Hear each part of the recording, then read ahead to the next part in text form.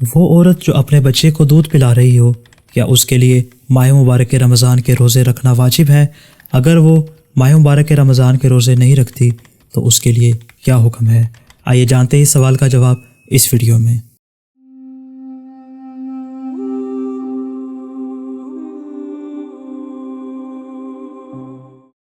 اگر کوئی عورت بچے کو دودھ پلا رہی ہو، چاہے وہ اس کی ماں ہو یا اس کی دایا ہو، اگر اس کا روزہ رکھنا خود اس کے لیے یا اس کے بچے کے لیے نقصان دہ ہو تو اس پر روزہ رکھنا واجب نہیں ہے، اور ضروری ہے کہ ہر روزے کے بدلے میں 3 پاؤ یعنی 750 گرام فدیہ کسی فقیر کو دے، اور جب وہ بعد میں بچے کو دودھ پلانا چھوڑ دے تو رہ جانے والے روزوں کی بعد میں قضا کرے۔ لیکن اگر بچے کو دودھ پلانا صرف اسی عورت پر موقوف نہ ہو اور کسی دوسری عورت کے ذریعے اس کو دودھ پلایا جا سکتا ہو، یا مثال کے طور پہ بچے کو فیڈر وغیرہ کے ذریعے یا دودھ کے علاوہ کوئی اور غذا دی جا سکتی ہو، تو اس صورت میں اس کے لیے یہ روزے چھوڑنا جائز نہیں ہے۔